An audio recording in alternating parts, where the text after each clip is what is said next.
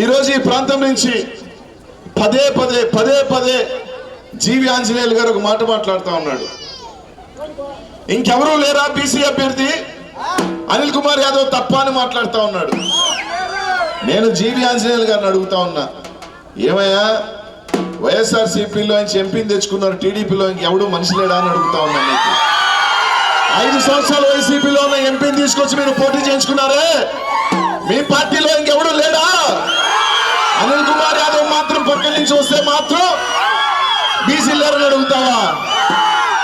ఇదే బీసీకి టికెట్ ఇస్తాను అని జగన్మోహన్ రెడ్డి గారు అంటే కాదు కూడదు అనే పార్టీ మారిన వ్యక్తికి మాత్రం బీసీలు ఓట్లు వేయాలంట, కానీ ఒక బీసీ అభ్యర్థికి మాత్రం ఓట్లు వేయకూడదని మాట్లాడుతున్నాం. ఎంతవరకు కరెక్ట్ అని అడుగుతా ఉన్నా. కాబట్టి జీవి ఆంజనేయులు గారిని అడుగుతా ఉన్నానన్న, గుంటూరులో గల్లా జయదేవు ఎక్కడి నుంచి ఊడిపడ్డాడు? మీ పార్టీలో మాత్రం చిత్తూరు నుంచి వచ్చి గుంటూరులో పోటీ చేయొచ్చు, అది సబబే. కానీ ఒక బీసీ అభ్యర్థి మాత్రం నెల్లూరు నుంచి ఇక్కడ పోటీ చేస్తే మాత్రం అది మీకు కరెక్ట్ కాదు. మీ లోకేష్ ఎక్కడి నుంచి వచ్చాడు? మంగళగిరా, చిత్తూరు. చిత్తూరు నుంచి వచ్చి మంగళగిరిలో పోటీ చేస్తున్నాడు, చిత్తూరులో పోటీ చేయొచ్చుగా. అంటే మీకొక న్యాయం, అనిల్ కుమార్ యాదవ్కి ఒక న్యాయమా? జీవి ఆంజనేయులు అడుగుతున్నా, అనిల్ కుమార్ యాదవ్ అంటే తడుస్తుందా అని అడుగుతా ఉన్నా. తడుస్తుందా? అభ్యర్థిగా వచ్చా మాటకు వస్తే కొన్ని దగ్గరలో నా సామాజిక వర్గమే ఒక గ్రామంలో మొత్తం ఉన్నప్పుడు వాళ్ళే కొన్ని కారణాల వల్ల ఏ కారణాల వల్ల తెలియదు అక్కడక్కడ గొడవలు జరుగుతా ఉన్నమాట వాస్తవమే. నేను పల్నాడుకు వచ్చి కేవలం 2 నెలలు అయింది. ఈ 2 నెలల్లో ఎక్కడైనా ఒక గ్రామంలో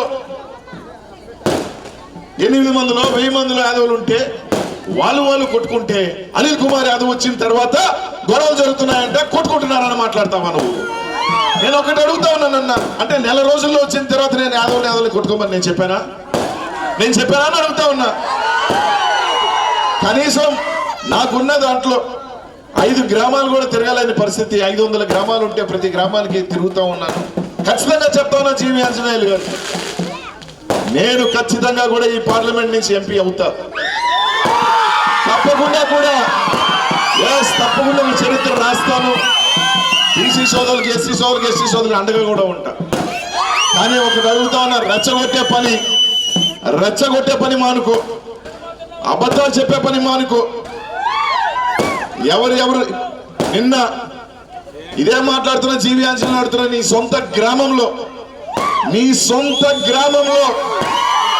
వైఎస్ఆర్సీపీ జెండా పట్టుకొని నా నామినేషన్ కి రావాలనుకుంటే ఆ పిల్లోని మీరు తలకాయ పగలగొట్టి ఈరోజు గుంటూరు హాస్పిటల్లో ఉన్నాడు కదా నా బీసీ బిడ్డ, దానికి సమాధానం అడుగుతా ఉన్నా. నీ సొంత గ్రామంలో దానికి సమాధానాలు లేవు. ఆ గ్రామంలో నీకు వ్యతిరేకం ఎవరు? మీ మీద కొట్లాడుతుంది ఎవరు?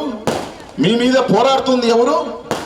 బీసీ సోదరులు కాదా అని అడుగుతా ఉన్నా.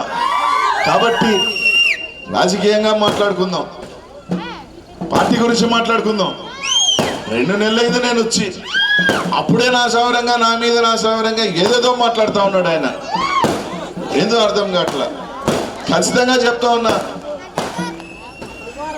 ఈరోజు మీకు బలం ఉండొచ్చు, మీ గ్రామాలలో కొంతమంది పెత్తందారులు మీరు మా వాళ్ళని తాకొచ్చు. ఇక్కడి నుంచి చెప్తా ఉన్నా, జూన్ 4 తర్వాతన ఖచ్చితంగా ఆ బిడ్డ మీద చేయాల్సిన వాడు ఖచ్చితంగా మూల్యం చెల్లించుకుంటాడని చెప్తా ఉన్నా. ఖచ్చితంగా మూల్యం చెల్లిస్తూ ఉంటాడు. మా జెండా పట్టుకున్న వాళ్ళ మీద, మా కోసం అభిమానాలు ఇచ్చిన వాళ్ళ మీద కానీ ఎవరైనా కానీ వస్తే ఊరుకునే వ్యక్తి అనిల్ కుమార్ యాదవ్ కాదు అని మాత్రం తెలియజేస్తాను. కాబట్టి ఇప్పుడున్న గ్రామంలో అందరినీ అడుగుతా ఉన్నానన్నా,